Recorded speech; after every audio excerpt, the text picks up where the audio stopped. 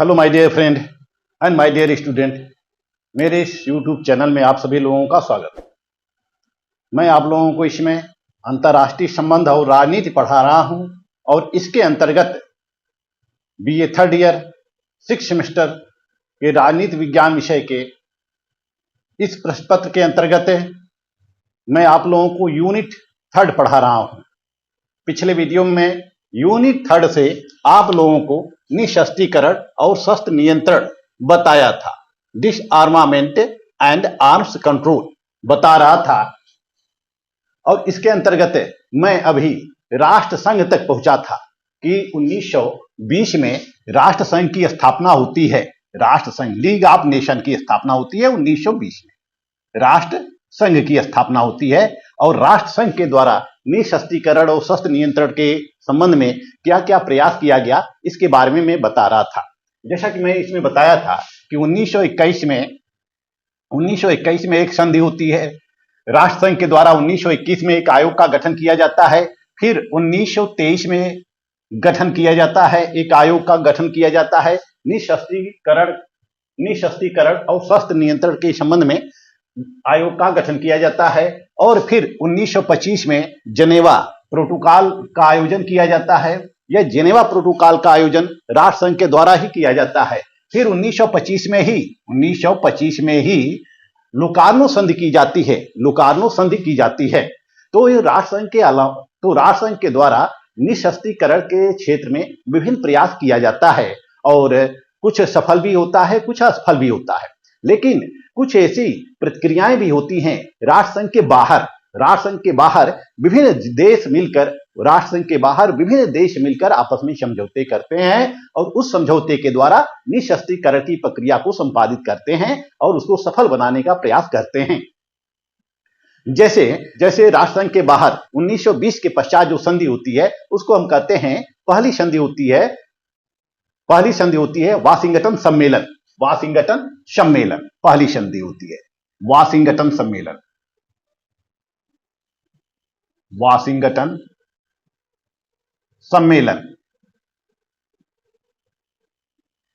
यह 1921 और 1922 में आयोजित की जाती है। वाशिंगटन सम्मेलन अमेरिका की राजधानी वाशिंगटन डीसी में 12 नवंबर 1921 से लेकर 6 फरवरी 1922 तक यह बैठक होती है। 12 नवंबर 1921 से लेकर 6 फरवरी 1922 तक विभिन्न राष्ट्रों की बैठक होती है और इस सम्मेलन में विभिन्न प्रशांत महासागरीय देश सम्मिलित होते हैं और पूर्वी एशिया के देश भाग लेते हैं। जैसे इसमें संयुक्त राज्य America, United State of America होता है, जापान होता है, चीन, France, United Kingdom, Italy, Belgium, Netherland और पुर्तगाल जैसे विभिन्न देश सम्मिलित होते हैं। और यह जो संधि होती है, यह सम्मेलन होता है, यह नौसैनिक गतिविधियों को लेकर सम्मेलन होता है। इसमें नौसैनिक शक्तियों पर प्रतिबंध लगाया जाता है और यह जो बैठक होती है विभिन्न राष्ट्रों की, तो यह एक सफल निशस्त्रीकरण सम्मेलन होता है और निशस्त्रीकरण की दिशा में एक सार्थक प्रयास किया जाता है। विभिन्न देशों के द्वारा सार्थक प्रयास किया जाता है। इसमें देश कौन कौन से होते हैं? इटली होता है, फ्रांस होता है, चीन होते हैं, जापान होते हैं, इत्यादि विभिन्न देश होते हैं, पूर्वी एशियाई देश होते हैं और प्रशांत महासागरीय देश होते हैं। फिर दूसरा सम्मेलन होता है जेनेवा नौसेना सम्मेलन। जेनेवा नौसेना सम्मेलन 1927 स्विट्जरलैंड के जेनेवा में यह सम्मेलन संपन्न होता है। इस सम्मेलन के अंतर्गत अमेरिका, ब्रिटेन और जापान सम्मिलित होते हैं। अमेरिका, ब्रिटेन और जापान शामिल होते हैं, इत्यादि विभिन्न देश शामिल होते हैं। परंतु यह सम्मेलन असफल हो जाता है। इसमें नौसैनिक हथियारों पर नियंत्रण की बात कही गई थी। इस सम्मेलन के अंतर्गत नौसैनिक हथियारों पर नियंत्रण की बात कही गई थी। तीसरा सम्मेलन हम देखते हैं, लंदन का प्रथम नौसैनिक सम्मेलन 1930 लंदन। फिर 1930 में विभिन्न राष्ट्रों के द्वारा लंदन में नौसैनिक सम्मेलन आयोजित किया जाता है। इसमें नौसैनिक क्षमता पर सीमा लगाने के लिए यह सम्मेलन किया जाता है, यानी कि नौसैनिक क्षमता पर प्रतिबंध लगाने के लिए यह सम्मेलन किया जाता है। इसमें ब्रिटेन, यूएसए यानी कि United State of America, Japan, France और इटली होता है, इटली सम्मिलित होता है। फिर 1935 में ही दूसरा सम्मेलन आयोजित किया जाता है, द्वितीय कॉन्फ्रेंस आयोजित किया जाता है। 1935 में द्वितीय कॉन्फ्रेंस आयोजित किया जाता है। इस द्वितीय कॉन्फ्रेंस में या द्वितीय सम्मेलन में जापान शामिल नहीं होता है, इसमें केवल ब्रिटेन, फ्रांस और यूएसए रहते हैं। तो इस तरह से हम देखते हैं कि राष्ट्र संघ के बाहर भी विभिन्न देश निःशस्त्रीकरण की प्रक्रिया में शामिल होते हैं। वो चाहते हैं कि निःशस्त्रीकरण की प्रक्रिया प्रारंभ हो और शस्त्रों पर नियंत्रण स्थापित किया जाए। इसको लेकर विभिन्न राष्ट्रों के द्वारा समय समय पर सम्मेलन किया जाता है। फिर 1939 से 1945 तक द्वितीय विश्व युद्ध चलता रहता है। 1945 तक सेकेंड वर्ल्ड वॉर चलता रहता है और ये जो विभिन्न सम्मेलन आयोजित किए गए थे, इनका प्रयास निष्फल हो जाता है, क्योंकि 1939 में विश्व युद्ध शुरू हो जाता है। तो 1939 से 1945 तक द्वितीय विश्व युद्ध शुरू होता है। तो द्वितीय विश्व युद्ध के पश्चात भी निःशस्त्रीकरण के लिए प्रयास किया जाता है। जैसा कि 1945 में संयुक्त राष्ट्र संघ की स्थापना होती है। 1945 में यूनाइटेड नेशन की स्थापना होती है, यूएनओ, यूनाइटेड नेशन ऑर्गेनाइजेशन, संयुक्त राष्ट्र संघ की स्थापना होती है 1945 में। तो इसके द्वारा भी निःशस्त्रीकरण के संबंध में प्रयास किया जाता है। और संयुक्त राष्ट्र संघ के चार्टर में इस निःशस्त्रीकरण के ऊपर कोई विशेष प्रावधान नहीं किया गया था, स्पष्ट उल्लेख नहीं किया गया था। फिर भी निःशस्त्रीकरण को लेकर संयुक्त राष्ट्र संघ जो होता है वह क्रियाशील रहता है, एक्टिव रहता है, संवेदनशील रहता है और महासभा और सुरक्षा परिषद को यह जिम्मेदारी दे देता है। महासभा और सुरक्षा परिषद को जिम्मेदारी दे देता है, इनको दायित्व सौंप देता है कि यह निःशस्त्रीकरण के क्षेत्र में अपना प्रयास करें। तो महासभा और सुरक्षा परिषद मिलकर निःशस्त्रीकरण के क्षेत्र में यह प्रयास करते रहते हैं। महासभा में निःशस्त्रीकरण से संबंधित दो अंग हैं या दो निकाय हैं। पहला निकाय है, महासभा में दो निकाय हैं निःशस्त्रीकरण के संबंध में। पहला है निःशस्त्रीकरण एवं अंतर्राष्ट्रीय सुरक्षा समिति। यह जो निःशस्त्रीकरण एवं अंतर्राष्ट्रीय सुरक्षा समिति होती है, यह महासभा के साथ ही विभिन्न अधिवेशनों में बैठक करती है। यह अधिवेशन के समय बैठक करती है और शस्त्रों के संबंध में, शस्त्र नियंत्रण के संबंध में यह विचार विमर्श करती है।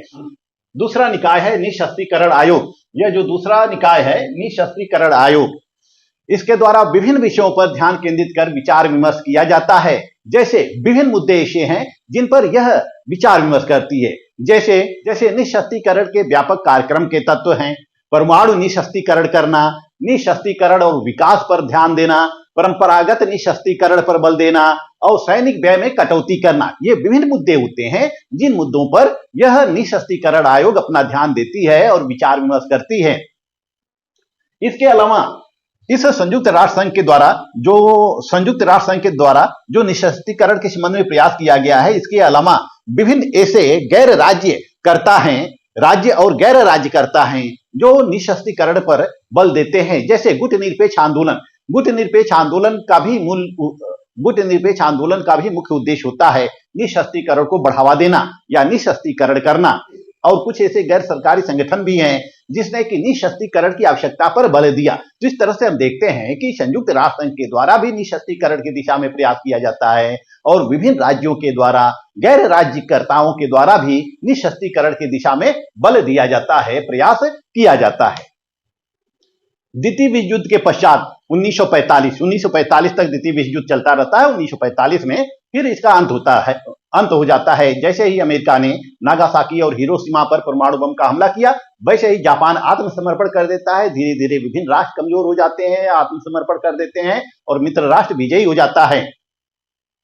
तो 1945 के पश्चात शीत युद्ध प्रारंभ होता है। 1945 के पश्चात शीत युद्ध प्रारंभ होता है और इस शीत युद्ध में दो महाशक्तियां उभर कर सामने आ जाती हैं। एक होता है संयुक्त राज्य अमेरिका यूएसए, और इसका जो प्रतिद्वंदी होता है वह रूस USSR, United State of Soviet Russia, USSR, जिसको हम रूस कहते हैं। तो दो महाशक्तियां होती हैं, एक यूएसए होता है, एक दूसरा यूएसएसआर होता है।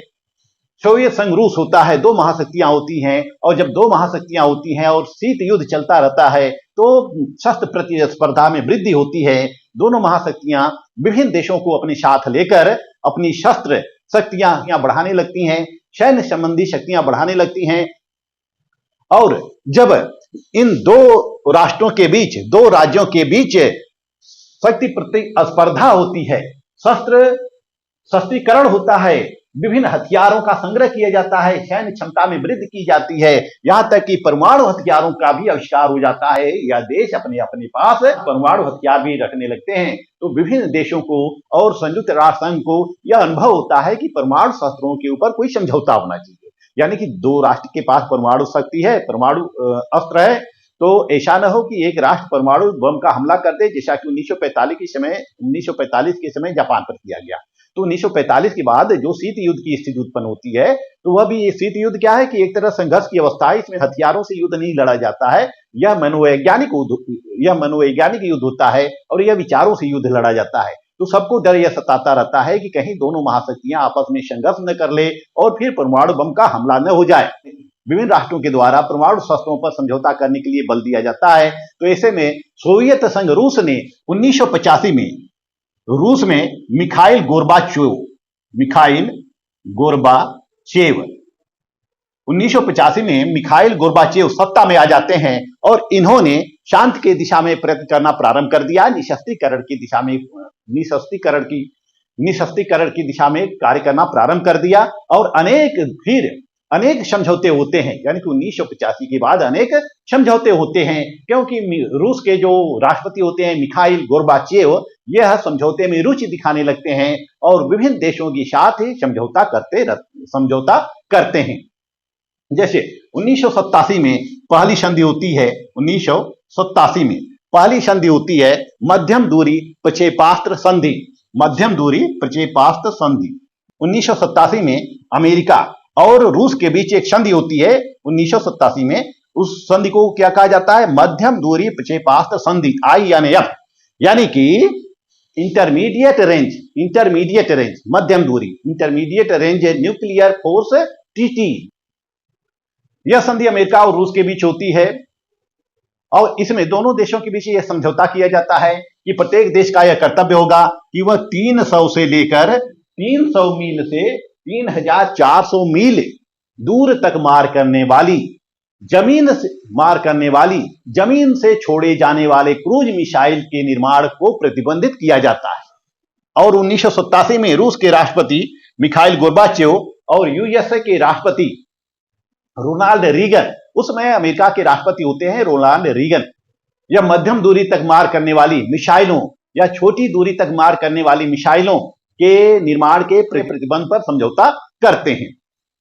और इसके तहत 2700 मिसाइलों को 1991 तक नष्ट किया जाता है। 2700 मिसाइलों को नष्ट कर दिया गया अमेरिका के द्वारा और रूस के द्वारा। और इसके तहत 2700 मिसाइलों को अमेरिका और रूस के द्वारा संयुक्त रूप से नष्ट कर दिया जाता है।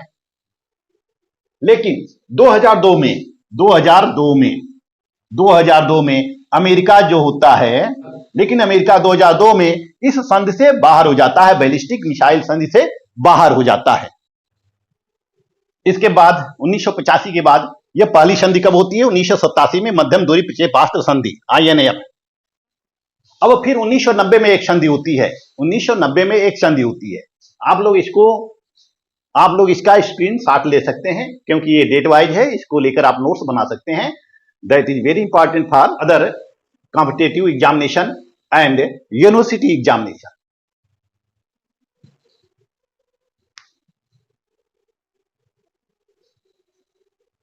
(1987) के बाद 1990 में फिर एक संधि होती है वार्सा एवं नाटो के बीच संधि, वार्सा एवं नाटो के मध्य संधि।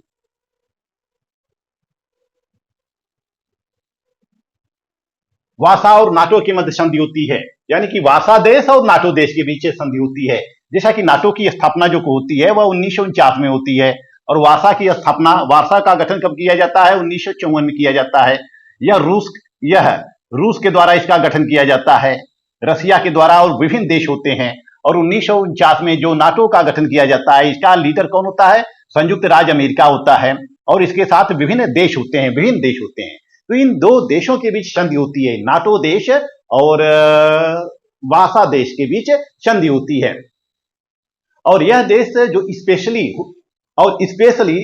यह संधि अमेरिका और रूस के बीच होती है, और दोनों का उद्देश्य होता है और दोनों महाशक्तियों का उद्देश्य होता है सशस्त्र बलों में कटौती करना, हथियारों के संग्रह को रोकना, क्योंकि शस्त्र की प्रतिस्पर्धा बढ़ती जा रही थी विभिन्न देशों के बीच। नाटो के साथ जितने देश थे और वासा और रूस के साथ जितने देश थे, वासा संधि के अंतर्गत रूस के साथ जितने देश थे, सभी देशों में शस्त्रों की होड़ बढ़ने लगती है, प्रतिस्पर्धा बढ़ने लगती है। इस तरह से हथियारों को कम करने के लिए नाटो और वासा देश में संधि होती है। लेकिन 2007 में इस संधि से अलग हो जाता है, रूस अलग हो जाता है। लेकिन 2007 में जब रूस इस संधि से अलग हो जाता है तो 2015 में घोषणा कर देता है, इससे निकलने के लिए 2015 में वह घोषणा कर देता है इस संधि से निकलने के लिए। तो 2015 में वह इस संधि से निकलने के लिए औपचारिक रूप से घोषणा कर देता है। और 2023 में अभी हाल ही में जो राष्ट्रपति पुतिन होते हैं, वह पुतिन ने इस संधि को समाप्त करने के लिए एक विधेयक पर हस्ताक्षर कर दिया, यानी कि पुतिन इस संधि से संबंधित एक विधेयक पारित करवाते हैं और उस पर हस्ताक्षर कर देते हैं, और रूस के द्वारा यह संधि वासा और नाटो के मध्य जो संधि होती है वो समाप्त हो जाती है। उसके पश्चात 1991 में फिर एक संधि होती है, स्टार्ट प्रथम संधि होती है 1991 में। यह जो संधि होती है, यह अमेरिकी राष्ट्रपति और रूस के बीच रशियन राष्ट्रपति मिखाइल गोर्बाचेव के बीच संधि होती है। जैसा कि 1987 में राष्ट्रपति होते हैं अमेरिका के रोनाल्ड रीगन, और रूस के होते हैं मिखाइल गोर्बाचेव। फिर 1990 में मिखाइल गोर्बाचेव और अमेरिका के बीच संधि की जाती है। फिर 1991 में भी स्टार्ट वन संधि की जाती है, अमेरिका और रशिया के बीच की जाती है।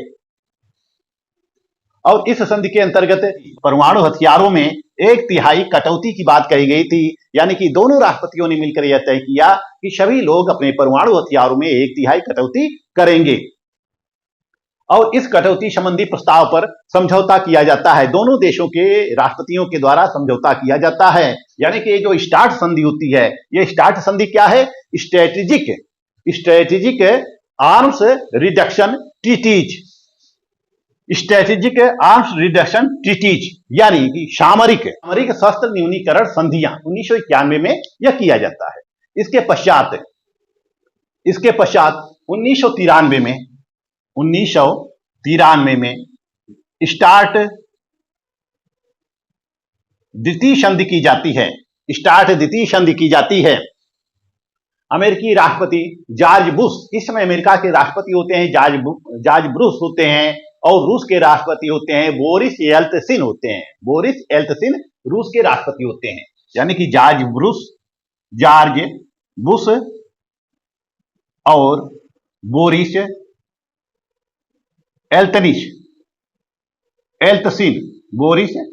येल्त्सिन के मध्य संधि होती है।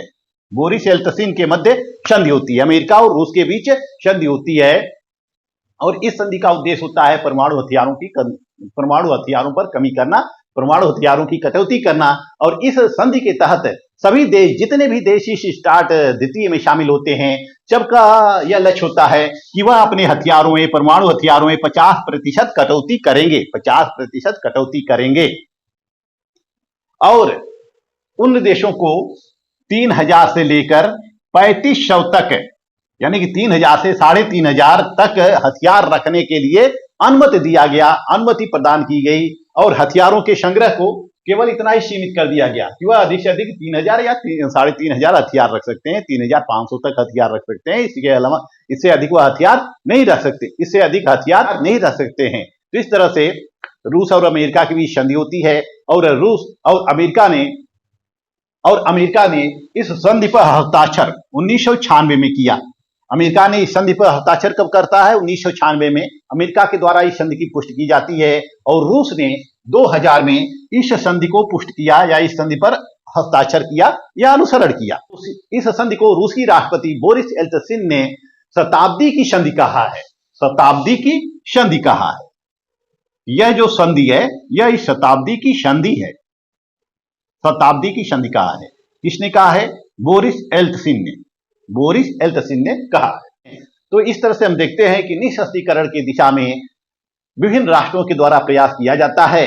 1816 से लेकर और 1920 में राष्ट्रसंघ की स्थापना होती है। राष्ट्रसंघ भी निःशस्त्रीकरण की दिशा में प्रयास करता है।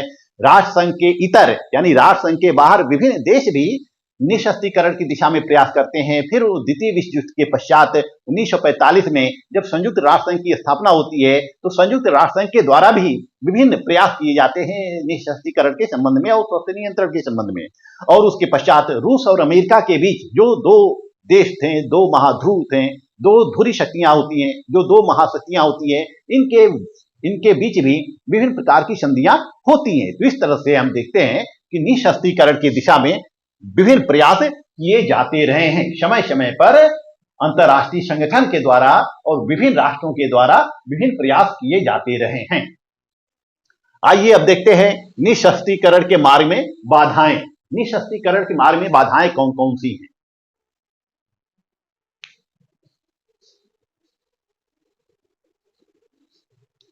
आइए देखते हैं निःशस्त्रीकरण के मार्ग में बाधाएं।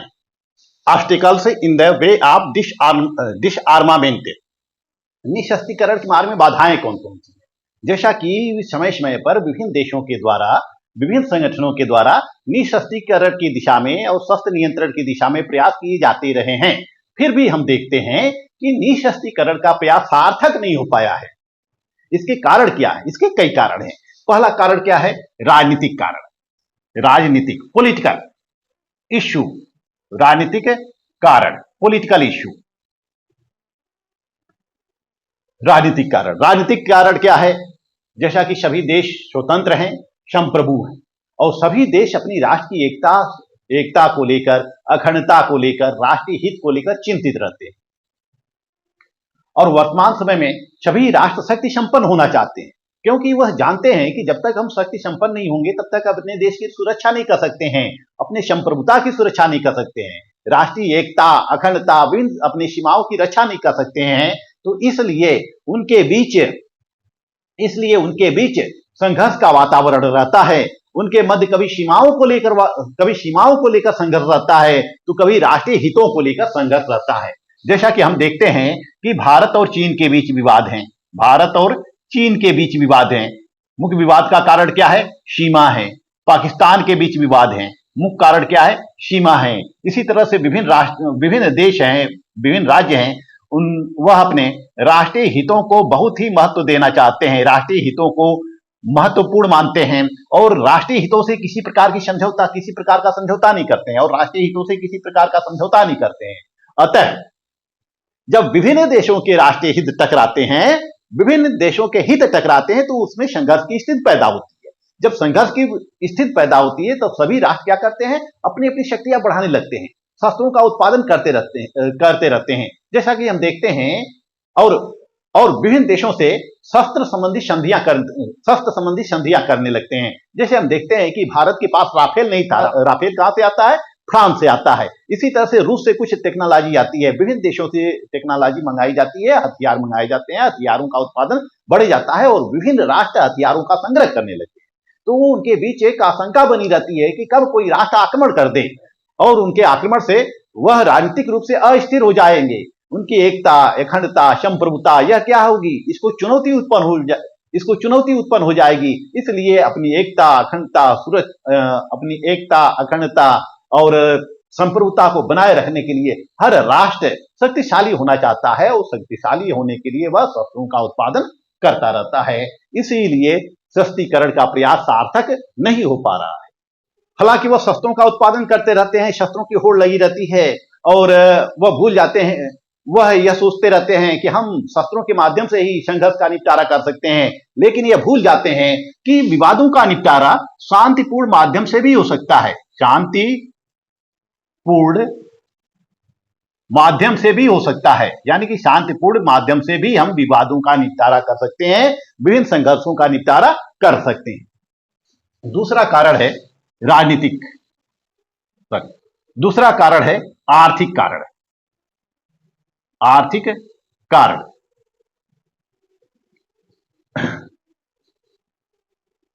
विभिन्न राज्य जो होते हैं वह अधिक से अधिक शस्त्रों का उत्पादन करते रहते हैं और उत्पादन करके वह लाभ कमाना चाहते हैं। वह अपने शस्त्रों को दूसरे देशों में निर्यात करते हैं, दूसरे देशों में बेचते हैं और बेचकर वह काफी मुनाफा कमाते हैं और उनकी राष्ट्रीय आय शस्त्रों के उत्पादन पर ही निर्भर रहती है। यदि शस्त्रों की बिक्री नहीं होती है तो उनकी राष्ट्रीय आय में कमी हो जाती है, तो उनका जो आय का बहुत बड़ा हिस्सा होता है वो शस्त्रों के उत्पादन से ही होता है। तो इस तरह से वह शस्त्रों का उत्पादन करते रहते हैं और विभिन्न देशों को निर्यात करते रहते हैं और उनका मुख्य लक्ष्य होता है धन कमाना, लाभ कमाना। और इसमें बड़ी बड़ी कंपनियां भी हिस्सेदारी होती हैं, बड़ी बड़ी कंपनियां भी हिस्सेदार होती हैं।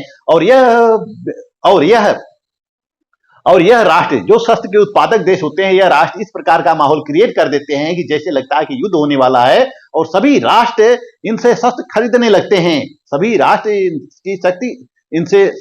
इनसे शस्त्र खरीदने लगते हैं। यदि इन राष्ट्रों में जहां के राष्ट्र शस्त्र का उत्पादन करते हैं, यदि शस्त्र उत्पादन कम हो जाए तो वहां पर बेरोजगारी दर बढ़ जाएगी, बेरोजगारी वहां पे उत्पन्न हो जाएगी, भूखमरी उत्पन्न हो जाएगी और लोगों की जो क्रय शक्ति होती है वह क्रय शक्ति नष्ट हो जाएगी। इसलिए यह देश जो होते हैं, जो हथियारों के निर्माता देश होते हैं, यह अधिक से अधिक उत्पादन करते रहते हैं और विभिन्न देशों को यह निर्यात करते रहते हैं। और इनका मुख्य लक्ष्य क्या होता है? लाभ कमाना, और लाभ के लिए ही शस्त्रों का उत्पादन होता है। इनका मुख्य व्यापार क्या होता है? शस्त्रों को बेचना। और इसलिए यह जब अधिक से अधिक शस्त्र का उत्पादन करते हैं तो शस्त्रों की आवश्यकता सबको रहती है, सभी लोग शस्त्र को खरीदते हैं और इसलिए निशस्त्रीकरण का प्रयास जो किया जा रहा है वह असफल सिद्ध हो जा रहा है, वह असफल हो जा रहा है। तीसरा है मनोवैज्ञानिक कारण। मनोवैज्ञानिक कारण, साइकोलॉजिकल इशू। जैसा कि विभिन्न राज्यों के मध्य शस्त्रों की होड़ लगी रहती है, और होड़ इसलिए लगी रहती है क्योंकि उनके मध्य असुरक्षा का वातावरण रहता है, अविश्वास का वातावरण बना रहता है। यानी कि असुरक्षा, अविश्वास का वातावरण बना रहता है।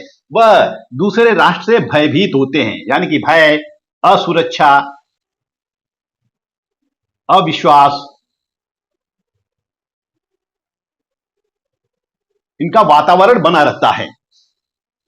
और जब वे निशस्त्रीकरण के समझौते का पालन करते हैं तब भी वह एक दूसरे पे विश्वास नहीं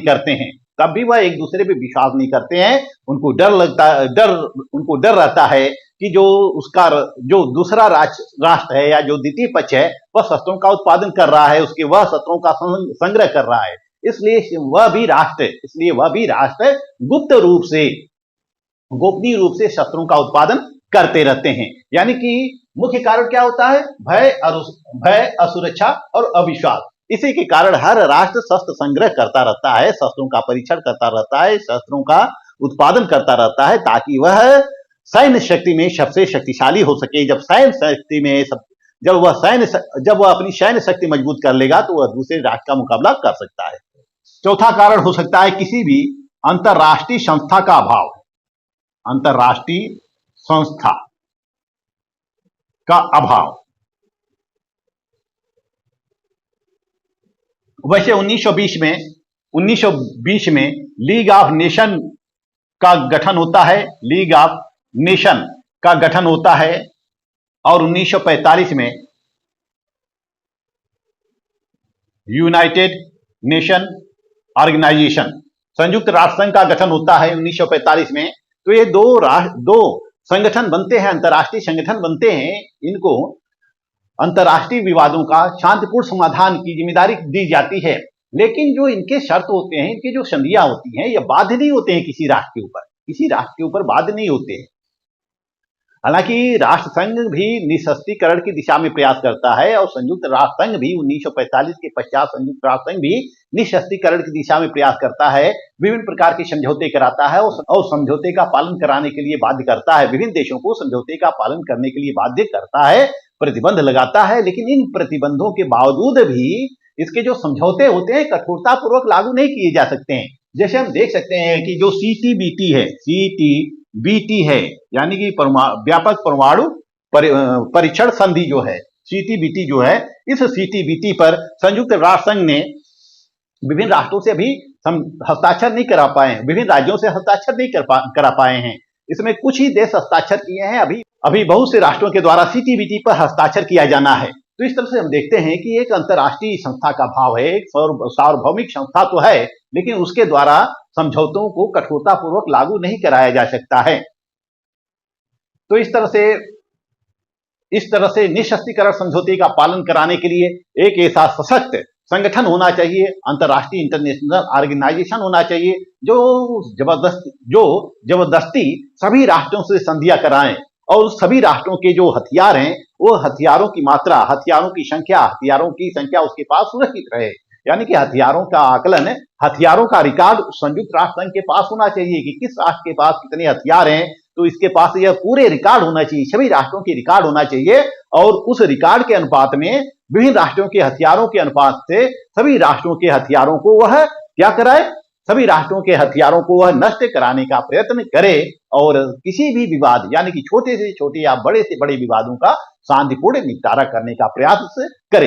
यदि इस विश्व के अंतर्गत एक ऐसी अंतर्राष्ट्रीय संस्था हो जाए, यानी कि मजबूत अंतर्राष्ट्रीय संस्था हो जाए जो कि अंतर्राष्ट्रीय कानूनों का पालन, जो कि विभिन्न राज्यों के ऊपर अंतर्राष्ट्रीय कानून का पालन करने के लिए बाध्य कर दे, यानी कि अंतर्राष्ट्रीय कानून का पालन बाध्यता हो जाए, यानी कि अंतर्राष्ट्रीय कानून का पालन जरूरी हो जाए। तो इस प्रकार की जब व्यवस्था हो जाएगी कि अंतर्राष्ट्रीय कानून का पालन अंतर्राष्ट्रीय कानून का पालन अनिवार्य कर दिया जाए और सभी राष्ट्रों के शस्त्रों का और सभी राष्ट्रों के शस्त्रों का आंकड़ा संयुक्त राष्ट्र संघ के पास उपलब्ध हो जाए, तो संयुक्त राष्ट्र संघ विभिन्न शस्त्रों को अपने तरीके से संरक्षित कर सकता है, उनको नष्ट करने के लिए कर सकता है। और जो भी संधियां किए जाएं, जो भी समझौते किया और जो भी संधियां किया जाए, जो भी समझौते किए जाए, वह सभी राष्ट्रों पे आवश्यक रूप से बाध्यकारी हों, तब जाकर निःशस्त्रीकरण आंदोलन को सफल बनाया जा सकता है।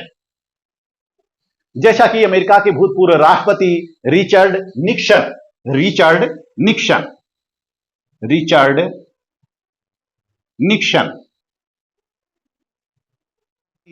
निक्सन ने कहा था, विश्व के प्रतिपक्षी इसलिए संघर्ष नहीं है, इसलिए संघर्षरत नहीं है क्योंकि वे सशस्त्र हैं, वे सशस्त्र इसलिए हैं क्योंकि वे संघर्षरत हैं, वे सशस्त्र इसलिए हैं क्योंकि वे संघर्षरत हैं और अभी तक अपने परस्पर विरोधी राष्ट्रीय हितों का समाधान करने के लिए शांतिपूर्ण तरीकों को नहीं सीखा है, इसलिए निःशस्त्रीकरण को सफल नहीं बनाया जा सका है। तो इस तरह से निःशस्त्रीकरण के मार्ग में विभिन्न बाधाएं हैं और समय समय पर इन बाधाओं को दूर करने का प्रयत्न राज्यकर्ताओं के द्वारा, गैर राज्यकर्ताओं के द्वारा, अंतर्राष्ट्रीय कर्ताओं के द्वारा किया जाता रहा है। इस वीडियो में बस इतना ही। नेक्स्ट वीडियो में आप लोगों को बताऊंगा परमाणु प्रसार।